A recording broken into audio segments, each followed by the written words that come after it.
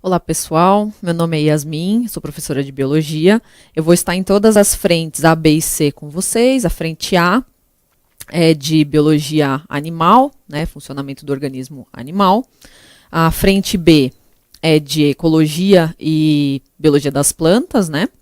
E a frente C é Biologia Celular e Genética, tá? Então eu vou estar com vocês em todas essas frentes, tá? E a aula de hoje, especificamente, é de Fundamentos Químicos da Vida, certo?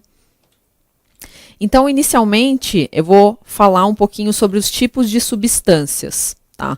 Então, no nosso corpo, nós temos dois tipos, as substâncias inorgânicas e as substâncias orgânicas, tá?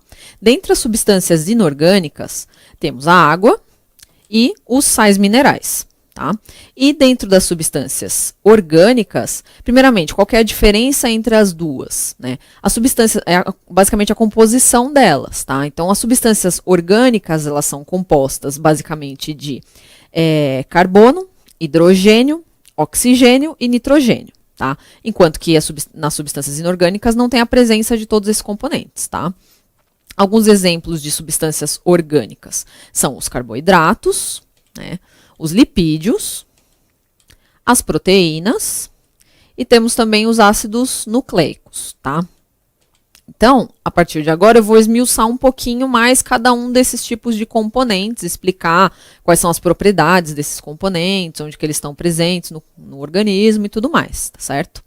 Então, a água, né? Nosso primeiro componente aí, um dos mais abundantes no nosso corpo, tá? 70% do nosso corpo é água, né? Então, a água, ela é uma molécula polar, tá? O que isso significa? Significa que ela tem polaridade, tá? Uma molécula polar, nós dizemos que ela consegue dissolver outras moléculas que também são polares, tudo bem? Então, pegar uma outra molécula polar, ela vai conseguir ser dissolvida pela água, tá? Agora, se você pega uma molécula apolar, como por exemplo um lipídio, o lipídio, uma gordura, né? Ela não consegue ser dissolvida pela água. Então, se você joga óleo num copo de água, eles não se misturam, né? Então, o óleo não é dissolvido pela água, tá ok? Mas, no geral, a água, ela consegue dissolver uma grande quantidade de substâncias, tá? Uma propriedade importante aí da água também são as ligações de hidrogênio. Então, as ligações intermoleculares que a água realiza, ou seja, as ligações que são feitas dentre as moléculas de água, são as ligações de hidrogênio, que é uma ligação muito forte, tá?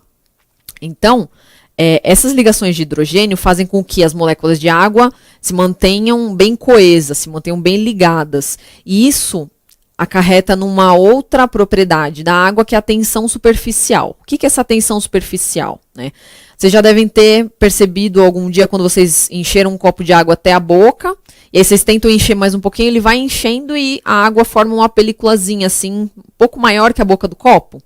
Isso é chamado de tensão superficial, ou seja, a água ela consegue manter essa coesão entre as moléculas e isso faz com que elas se mantenham mais unidas, né? Essa é a tensão superficial que é mostrada por essa película que é formada no copo de água, tá?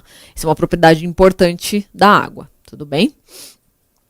Aí, como eu tinha dito anteriormente, ela é uma molécula que dissolve muitos elementos, né? Muitas substâncias. Então, a gente fala que ela é um solvente universal, o que é uma propriedade extremamente importante na água, porque ela promove uma facilitação de reações químicas, tá?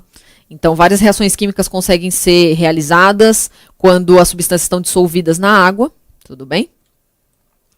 Então, isso daí é uma consequência, né? A água é um meio ideal para ação enzimática. Como assim, né? Ação enzimática é o seguinte, eu vou falar um pouquinho mais detalhadamente mais para frente quando eu for falar de proteínas, tá? Mas enzimas são um tipo de proteína que participa das reações químicas, e elas fazem com que as reações químicas aconteçam de forma mais acelerada, né? Então, quando essas reações acontecem dissolvidas em água, esse é um meio ideal para que elas aconteçam, tá? Então, a água possibilita essa ação enzimática, tudo bem? A água também é um importante isolante térmico, ou seja, ela consegue manter uma temperatura, a temperatura do corpo, né, isolada ali, ela consegue manter uma constância da temperatura, então por isso a gente fala que ela é um bom isolante térmico, tudo bem? Ela também promove o transporte de substâncias. Então, por exemplo, nosso sangue, grande parte do plasma, né, do componente líquido do nosso sangue, é composto, né, o sangue é composto por água, tudo bem? E no sangue são transportados vários tipos de substâncias, nutrientes, gases, excretas do organismo, né, toxinas, tudo mais. Então, o nosso sangue realiza esse transporte dessas substâncias por conta da presença da água, tudo bem? Um fator importante da água também é a participação em reações de hidrólise, né? O que é uma reação de hidrólise? Hidro vem de água e lise vem de quebra, tudo bem? Então, a hidrólise é uma reação de quebra. Você tem lá, por exemplo, uma substância e você precisa quebrá-la no meio, coloca água e essa água vai fazer a quebra dessa substância. Então, você tem uma substância inicial, ela vai se transformar em outras duas por meio da quebra utilizando a água. Então, isso é chamado de reação de hidrólise, tá? E nós temos também a reação de desidratação, que é o contrário, né, da reação de hidrólise. Então, a reação de hidrólise, você tinha uma substância, ela foi quebrada em duas. A reação de desidratação, que é uma reação de síntese, é o contrário. Ela vai pegar duas substâncias, unir essas duas substâncias e formar uma, tá? Então, você está sintetizando uma nova substância. E quando isso acontece, essa substância perde moléculas de água. Então, a gente fala que ela está sofrendo uma desidratação, certo? Só um instantinho, tá. E aí, nós temos então agora os sais minerais, né? Os sais minerais, eles precisam estar presentes no nosso corpo em pequena quantidade, então não é necessário que a gente tenha quantidades exageradas de sais minerais no nosso corpo para que ele tenha um funcionamento perfeito, tudo bem? Eles geralmente estão presentes em forma iônica, né? O que é forma iônica? É a forma do elemento quando ele está dissolvido na água e ele adquire carga elétrica. Então, por exemplo, o sódio, vocês já devem ter visto, o sódio, o Nazinho, com um maisinho em cima, assim. Então, tá significando que ele tem uma carga positiva. Então, ele é um íon positivo, tá? Geralmente, os sais minerais estão dissolvidos na água do nosso corpo. Então, eles estão em forma iônica, tá? Em forma de íon. Os sais minerais também são responsáveis pela regulação osmótica, tá? Então, sempre que vocês ouvirem falar em osmorregulação, regulação osmótica, é a regulação da presença ou ausência de água dentro da célula. Então, para que a célula tenha um funcionamento perfeito, ela precisa de uma determinada quantidade de água. Células diferentes, de regiões diferentes do organismo, precisam de diferentes quantidades de água para funcionar bem, tá? Então, a regulação osmótica, ela é basicamente regular a quantidade que está presente de água no interior da célula ou fora dela para promover um bom funcionamento dessa célula, tá? Isso é chamado de regulação osmótica e ela é feita por diferentes tipos de sais minerais, tá bom? Temos também o equilíbrio elétrico, tá? Um exemplo muito claro disso é a presença de sódio e potássio na célula, nos neurônios, tá?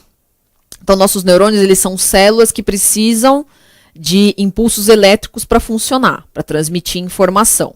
Para que esses impulsos elétricos aconteçam, tem que ter um equilíbrio, ali tem que ter uma dinâmica entre os íons sódio e potássio, tá? Então, esse equilíbrio elétrico é realizado por esses sais minerais aí, o sódio e o potássio, tudo bem?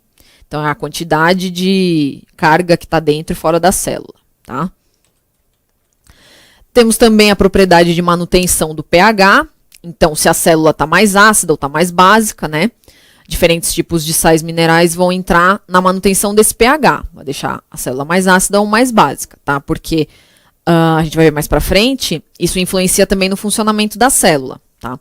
Então, determinada célula precisa estar mais ácida para funcionar melhor, ou precisa estar mais básica para funcionar melhor, tudo bem?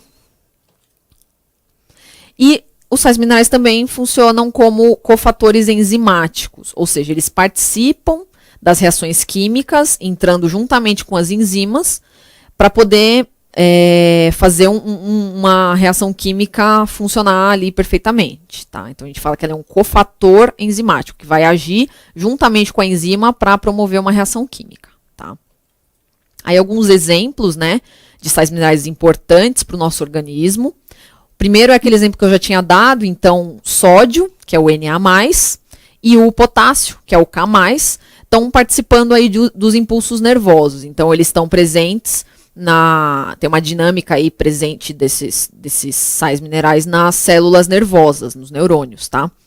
Então, para que o neurônio possa disparar, ele possa emitir um impulso nervoso, precisa ter uma dinâmica desses íons aí, tá? Do sódio e do potássio, tudo bem?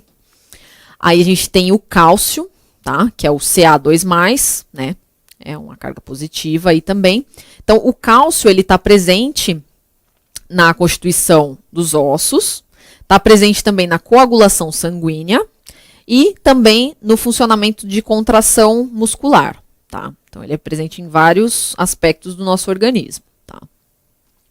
Temos também o ferro, que é o Fe2+, que ele está muito presente na hemoglobina. A hemoglobina, ela é um pigmento que está presente nas nossas hemácias, né? Que são os glóbulos vermelhos do sangue. Então, as hemácias são células muito importantes, células sanguíneas muito importantes, para transporte de gases, principalmente o oxigênio, tá? Então, a hemoglobina ela vai se ligar, o oxigênio vai se ligar ali na hemoglobina, no ferro, né, da hemoglobina, e vai ser transportada pela hemácia ao longo da circulação sanguínea, tudo bem? Nós temos também o magnésio, tá, que é o Mg2+. O magnésio, ele está muito presente na clorofila, tá? Que é um importantíssimo componente, é um pigmento verde, né? Presente nas folhas das plantas e está muito relacionado à fotossíntese, tá? Aí a gente tem o íon fosfato, que é o PO4,3+. O fosfato, ele está presente tanto nos ácidos nucleicos, que a gente vai ver mais para frente, que é DNA e RNA, e também no ATP. O ATP, adenosina trifosfato, ele é uma molécula que é responsável por ceder energia para o nosso organismo. Então, sempre que a gente está precisando de energia para fazer o funcionamento, né, das nossas células, do nosso organismo, a gente utiliza o ATP. Tá? A gente quebra o ATP e pega energia dele. Tá? E o fosfato está presente na composição desse ATP, tá certo? Aí a próxima é o enxofre, né? Então, o enxofre, o elemento S, tá? Ele está muito presente na composição de algumas proteínas, tá? Então, ele é bem importante aí para o nosso organismo, né? Porque o nosso organismo é bem... grande parte dele é composto de proteínas, tá? E aí a gente tem o próximo, que é o íon, o elemento iodo, tá? Simbolizado aí pelo I, né? Então, o iodo, ele compõe hormônios da tireoide, tá?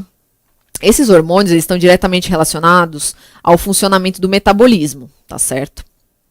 Então, se o metabolismo é mais lento, é mais rápido, como que funciona, né, o organismo, tá diretamente relacionado à presença do iodo nesses hormônios da tireoide, tá ok? Aí, vamos deixar para o próximo bloco, para falar sobre os carboidratos. Vamos fazer um intervalo rapidinho e a gente volta no próximo bloco e começa a falar dos carboidratos, tá ok?